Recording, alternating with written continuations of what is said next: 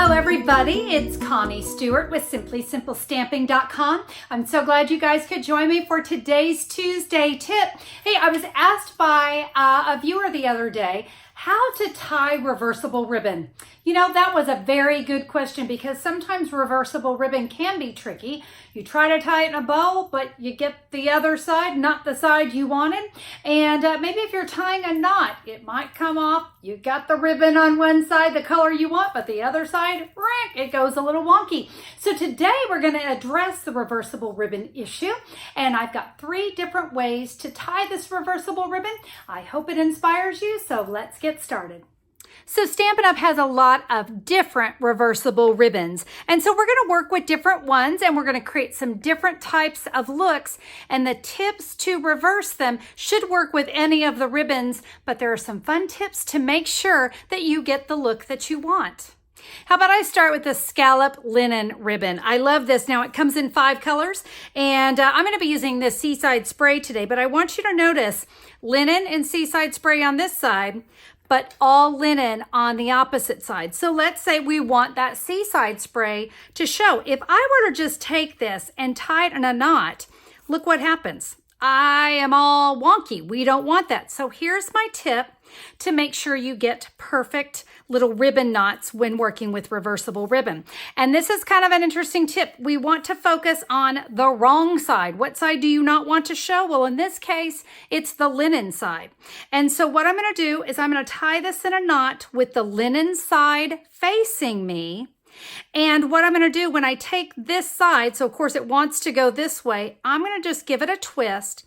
And when I give this a pull, it's going to allow me, when I flip it over, my pretty side of my knot is facing up. Now we've got a really pretty little flat knot here in the center. If we had done this, you get kind of that rough side. You don't really want that. So that is how you're going to tie knots when you're using reversible ribbon. Next, let's talk about if you want to wrap a card or a focal image in ribbon. I've got the reversible. This is a really nice shimmery ribbon.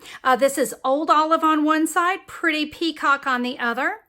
So let's say for this, I want that Old Olive, the real shimmery side on top. I'm going to put the shimmery side up. All right, so I've got it going around my card. You can see there's my beautiful shimmer. Now what we're going to do is we're going to go right over left and under. And we don't want to pull this way. We want to pull up and down, and you're almost, I always like to say it's almost like locking the ribbon in place. So you can see we're going to give that a little pull. Now we've gone right over left. Now let's go left over right and under. And when we go to pull that, I want you to notice both sides. I now have the Pretty Peacock side up, but my knot in the middle is that Old Olive. I'm going to give my pieces of ribbon just a little twist, and when I pull, it's going to hold that in place. So now my Old Olive is showing and it's facing up. We can trim this down, and that's now ready to add to my card base. I love this candy cane, kind of a diagonal stripe. This is Cherry Cobbler. It's got a nice shimmer to it. But guys, same thing. We kind of have kind of a whitish silver on one side, but heavier with the Cherry Cobbler on the other. So I'm going to tie up just a little candy bag here, and I'm going to want the Cherry Cobbler to be the star of this project. So we're just going to tie it around the bag, and you remember the trick, tie or pull up and down, not side to side, up and down. Now for this one, I'm going to want pretty side out. I'm going to make my first loop. I'm going to come over. Oh, look at that. Do you see? It's the opposite side. Now when I pull this one through, if you get the other side, which this case it didn't, and I'm going to be honest, it just kind of depends on when it pulls through, but you can just flip the ribbon inside out if that's what you need to do. So let's take that one. But before I do, oh my goodness, look at that tail. That's going the wrong direction. So what I'm going to do is I'm going to give it a twist and then pull my bow together. Oh, look at that. Now my reversible ribbon is perfect, but I love that I have that pretty one on the other side. That just give one of these tails a twist before you give this a harsh pull, and you've got it. Your ribbon is gonna look beautiful, but I love that the inside of the ribbon, when it shows, is also just right.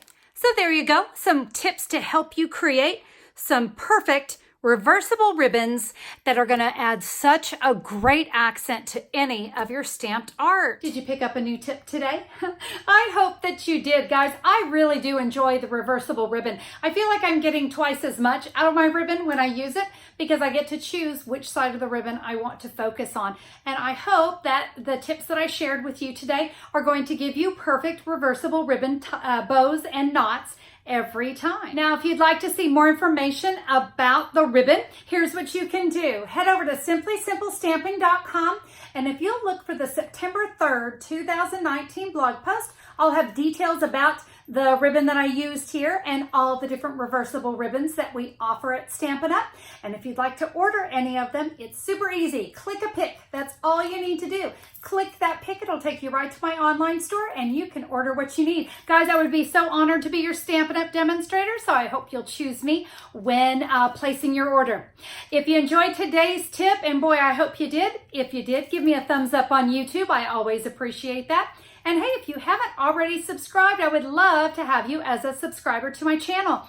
Just click that great big red subscribe button and YouTube will let you know whenever I'm back with a new video. All right, thank you guys so much for being here. I hope you have a fantastic day. We'll see you on the next video. Bye-bye.